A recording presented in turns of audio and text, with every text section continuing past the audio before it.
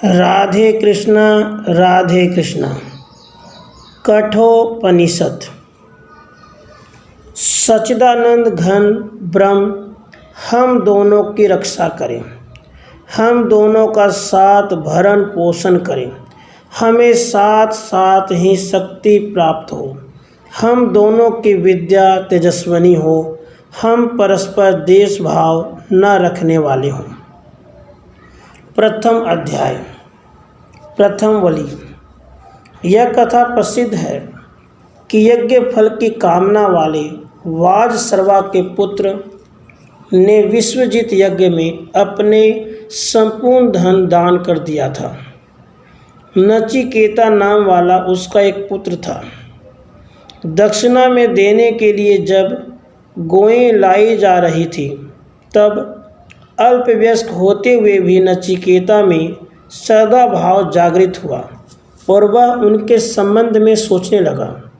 जो गोएं जल पी चुकी हैं, जिनका तृण आदि भोजन समाप्त हो चुका है, जिनका दूध दुहा जा चुका है, जिनकी इंद्रियां नष्ट हो गई हैं, ऐसी गायों का दान करने वाला सब सुखों से शून्य नरक आदि लोगों को ही प्राप्त होता है।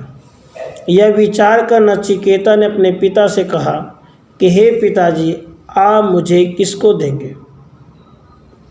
पिता ने क्रोधपूर्वक उससे कहा कि मैं तुझे मृत्यु के लिए देता हूँ। बहुतों में मैं प्रथम उच्च कोटि के आचरण पर चलता रहा हूँ, बहुतों में मध्यम आचरण पर चल रहा हूँ।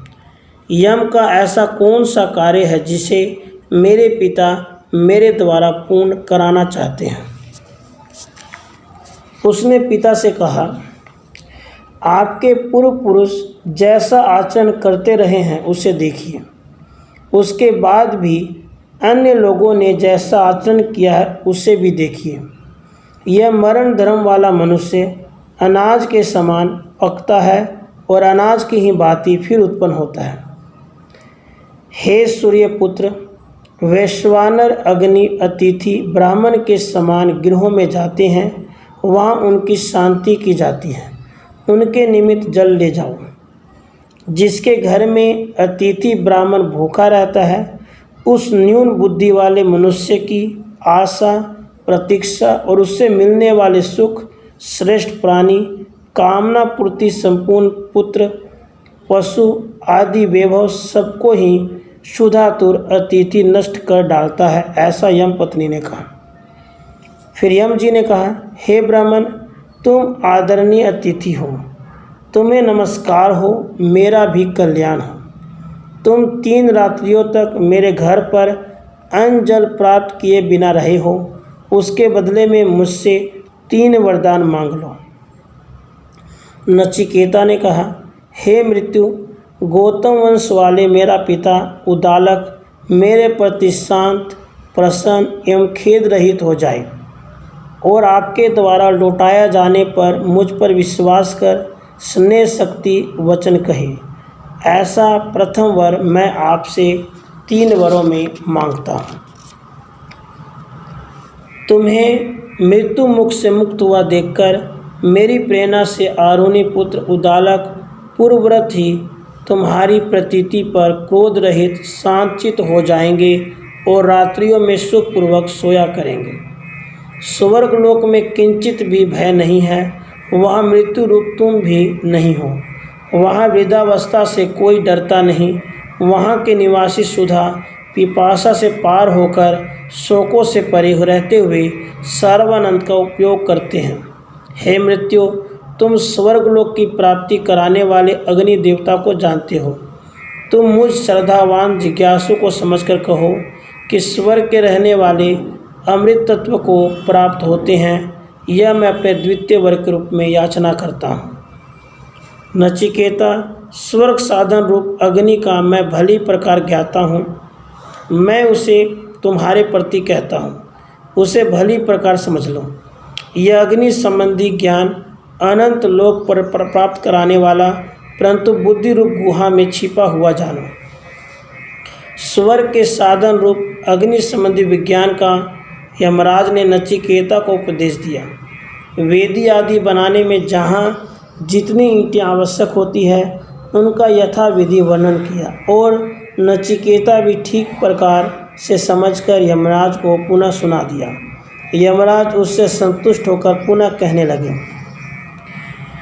यमराज प्रसन्न होकर नचिकेता से बोले कि अब मैं तुम्हें फिर यह वर देता हूँ कि यह अग्नि विज्ञान तुम्हारे नाम से ही प्रसिद्ध होगा और तुम अनेक रूप वाली माला को भी ग्रहण करो।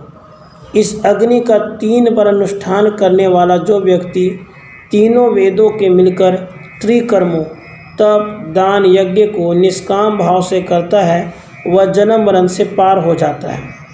ब्रह्म द्वारा रचित सृष्टि के ज्ञाता अग्निदेव को जानकर निष्काम भाव से चयन करता है, अत्यंत शांति को प्राप्त होता है। अग्नि विद्या के 3 कर्मों ईंटों का रूप संख्या चयन को जानकर 3 बार नचिकेता अग्नि का अनुष्ठान करता है अथवा जो ज्ञानी पुरुष इस प्रकार नचिकेता अग्नि का चयन करता है वह अपने समान ही अपने मृत्युपाश को काटता हुआ शोक आदि से तरकर स्वर्ग में सुख भोग करता है। हे नचिकेता, यह कही हुई स्वर्ग साधिक अग्नि विद्या तुम्हारे नाम से ही कही जाएगी। यह तुमने द्वितीय वर मांगा था, अब तुम तृतीय वर भी मांग लो। नचिकेता ने कहा, मृतकों के संबंध में जो संशय है, कोई कहता है कि मरने के बाद आत्मा जीवित रहता है, कोई कहता है आत्मा जीवित नहीं रहता। मैं आपकी कृपा से इसे भली प्रकार जान लूँ, यही मेरा तृतीय वर है। यमराज जी ने कहा, हे नचिकेता, इस संबंध में पहले देवताओं ने भी संदेह प्रकट किया था।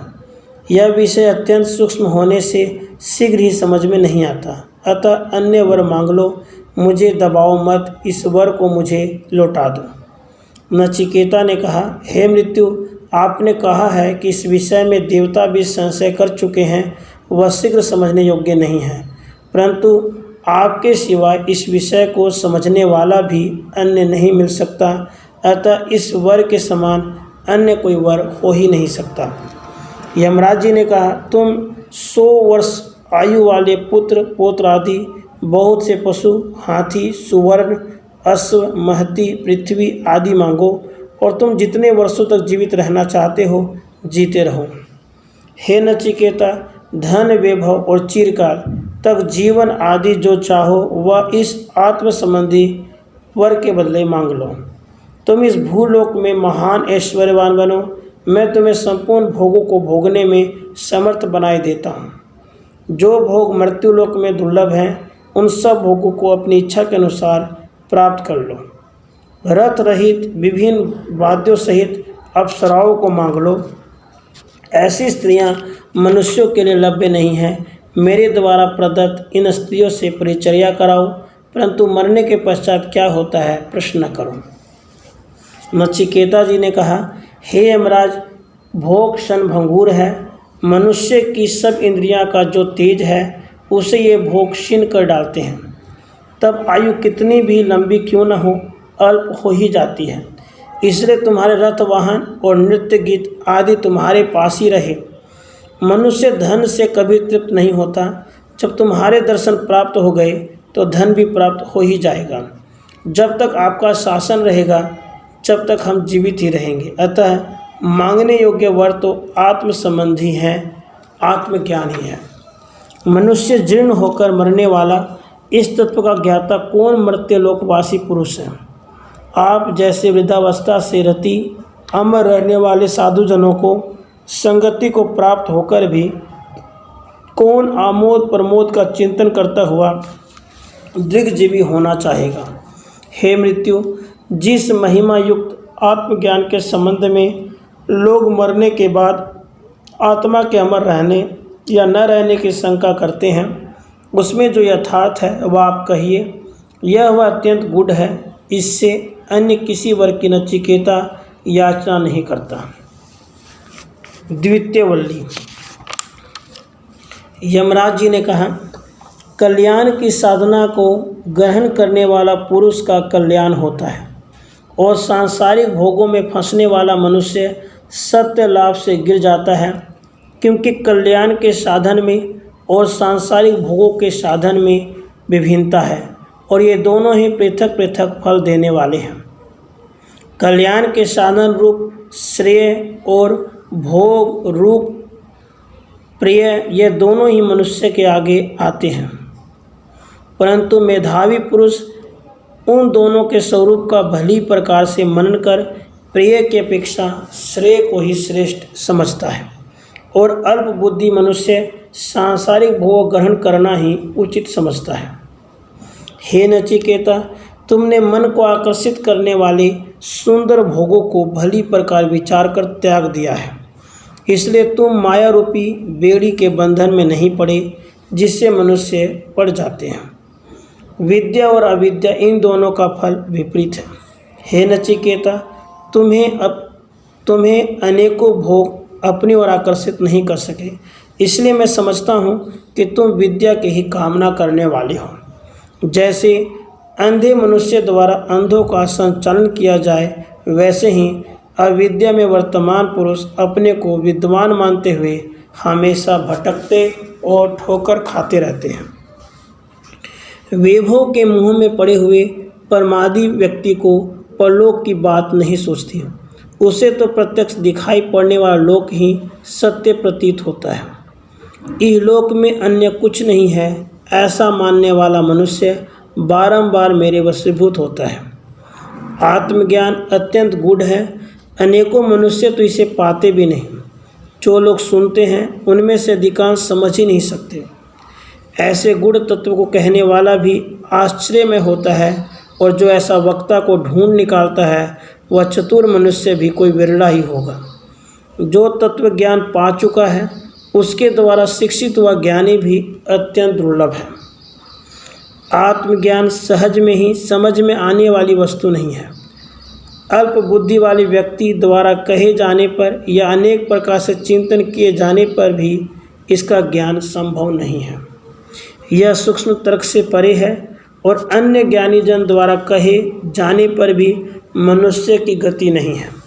हे नचिकेता, जिस बुद्धि का तुम में समावेश है वह तर्क से प्राप्तव्य नहीं है। यह तो अन्य व्यक्तियों द्वारा कही जाकर भी आत्मज्ञान वाली ही होती है। तुम अवश्य ही धैर्यवान हो, तुम्हारे समान जिज्ञासु ही हमको प्रिय है। कर्म फल रूपी निधि अनित्य है, वह मैं जानता हूँ। अनित्य पदार्थों के द्वारा नित्य पदार्थ प्राप्त नहीं होता, इसलिए मैंने नचिकेता अग्नि का चयन किया और अब मैं नित्य ब्रह्म को पा चुका हूँ। हे नचिकेता, मैं तुम्हें अत्यंत बुद्धिमान समझता हूँ, क्योंकि तुमने सब भोगों से संपन्न संसार आधार रूप यज्ञ का फल रूप स्तुत्य एवं महिमा युक्त स्वर्ग लोक का धैर्यपूर्वक त्याग कर दिया। जो ब्रह्म सनातन दुर्लभ दर्शन गूढ़ सर्वव्याप्त हृदय रूप गुफा में स्थित रहता है, उसे बुद्धिमान पुरुष आध्यात्मिक योग द्वारा समझकर हर शोक आदि से मुक्त हो जाता है। हे नचिकेता, मैं तुम्हारे लिए परम धाम का द्वार खुला हुआ समझता हूँ, क्योंकि तुम्हारे समान मनुष्य इस धर्म संगत उपदेश को सुनकर भले प्रकार ग्रहण कर लेते हैं और विचार पूर्वक उस सूक्ष्म आत्मज्ञान को जान लेते हैं तथा सच्चिदानंद परमात्मा को प्राप्त कर अत्यंत आनंदित हो जाते हैं। नचिकेता जी ने कहा, हे मृत्यु, जिस परमात्मा को तुम धर्म से परे अधर्म से परे और कार्य कारण रूप संसार से ही परे देखते हैं, उसे ही बताने की कृपा करो। यमराज जी ने कहा, जिस परम पद का संपूर्ण वेद प्रतिपादन करते हैं, जिस पद का संपूर्ण तप आभास कराते हैं, जिस पद की कामना वाले साधक ब्रह्मचर्य का पान करते हैं, वह पद मैं तुम्हें संक्षेप में कहता हूँ। उसका ओम एक अक्षर मात्र है। यही अक्षर ब्रह्म है, यही पर ब्रह्म है। अतः इस अक्षर को जानकर जिसकी इच्छा करे वही उसे प्राप्त होता है। यही एक श्रेष्ठ आधार है, यही परम आधार है। इस आधार को जानने वाला व्यक्ति ब्रह्मलोक में प्रतिष्ठित होता है।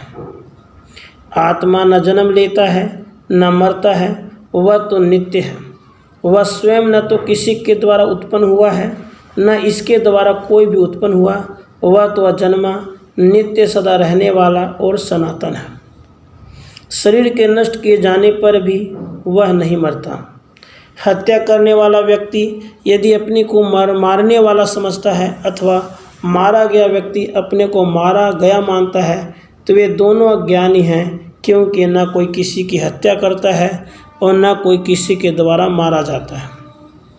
जो व्यक्ति इस प्राणी के हृदय गह्वर में निहित सूक्ष्म, अति सूक्ष्म एवं महान से महान परमेश्वर को तथा उसकी महिमा को देख पाता है, उस कामना और दुख शोक रहित व्यक्ति पर परमेश्वर की कृपा ही समझिए। वह परमेश्वर बैठा हुआ ही दूर चला जाता है, शयन करता हुआ सब ओर जाता है। वह ईश्वर अपने ऐश्वर्य में मत कभी नहीं होता, उसे मेरे सिवा अन्य कौन जान सकता है।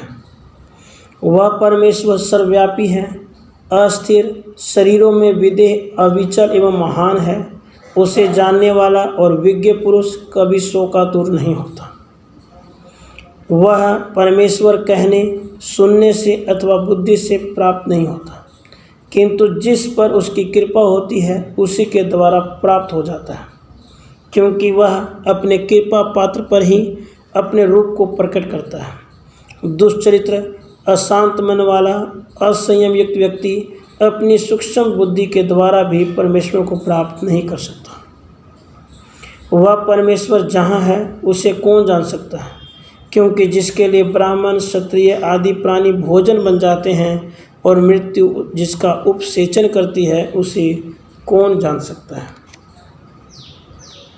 तृतीय वल्ली, श्रेष्ठ कर्मों से प्राप्त मनुष्य देह में स्थित हृदय रूपी परम धाम में जिसकी इच्छा करे वही उसे प्राप्त हो जाता है।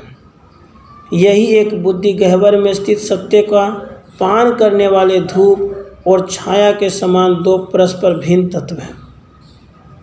ब्रह्म ज्ञानी जैसा कहते हैं और नचिकेता अग्नि का 3 बार चयन करने वाले तथा पंच अग्नि युक्त विद्वान भी ऐसा ही कहते हैं। जो नचिकेता अग्नि यज्ञकर्ता का संसार सागर पार करने वाले के समान है, उसके द्वारा संसार सागर में तरने की कामना वाले मनुष्यों को अभय पद प्राप्त कराने और अक्षर ब्रह्म को जानकर प्राप्त करने की शक्ति हमें प्राप्त हो। तुम शरीर को रथ और जीवात्मा को रथी समझो, बुद्धि को सारथी, मन को लगाम समझो। इंद्रियों को घोड़े और विषयों को उनके गमन आगमन का मार्ग विद्वानों ने बताया है, तथा इंद्रियों के साथ रहने वाले जीवात्मा को ही जिसका उपभोग करने वाला कहा गया है। उस मनुष्य की इंद्रियां अकुशल सारथी के दुष्ट अश्वों के समान उच्छृंखल हो जाती है, जो सदा अविवेक बुद्धि वाला और असंयमित मन वाला होता है। परंतु उस व्यक्ति को इंद्रियां कुशल सारथी के श्रेष्ठ अश्वों के समान वशीभूत रहती है, जो सदैव विवेक बुद्धि युक्त और वश में रहने वाले मन से संपन्न रहता है। अविवेकी बुद्धि और असंयत मन वाला अपवित्र हृदय मनुष्य जन्म मृत्यु के चक्कर में घूमता रहता है और परम पद को कभी प्राप्त नहीं कर सकता। विवेक बुद्धि और संयत मन वाला पवित्र हृदय उस परम पद को प्राप्त कर लेता है, जहाँ से लौटकर फिर जन्म धारण नहीं करना होता। जो मनुष्य विवेक सारथी के समान श्रेष्ठ बुद्धि वाला है, वह अपने मन रूपी लगाम को सदा वश में रखता है। वह इस संसार से पार होकर परमेश्वर के परम पद को पाता है। इंद्रियों से विषय अधिक शक्तिशाली है, विषयों से मन शक्तिशाली है, मन से बुद्धि और बुद्धि से भी महान यह आत्मा है। यह सबकी अपेक्षा श्रेष्ठ है। महत से अव्यक्त परे है, अव्यक्त शक्ति से स्वयं परमेश्वर श्रेष्ठ है। उस परमेश्वर से श्रेष्ठ कुछ भी नहीं है, वही सबकी चरम सीमा और सबकी परम गति है। परमेश्वर सभी के आत्म रूप से देहधारियों में निवास करता हुआ अपनी माया से आच्छादित रहने के कारण प्रकट नहीं होता। केवल सूक्ष्मदर्शियों को ही सूक्ष्म बुद्धि द्वारा दर्शन देता है। बुद्धिमान पुरुष वाणी को मन के वश में करे, मन को ज्ञान में बुद्धि में निरुद्ध करे, बुद्धि को आत्मा में और आत्मा को शांत पुरुष परमेश्वर में लीन करने की चेष्टा करें। उठो, जागो, उत्तम पुरुषों के संसर्ग से परमेश्वर को जानो, क्योंकि बुद्धिमान पुरुष उसके मार्ग को उस्तरे की तीक्ष्ण धार के समान दुर्गम होते हैं। जो परमेश्वर शब्द, स्पर्श, रूप, रस और गंध से रहित है, जो अनंत, अनादि, नित्य, अव्यय और आत्मा से भी श्रेष्ठ सत्य स्वरूप है, उसको जानने पर मनुष्य मृत्यु सुख से मुक्त हो जाता है।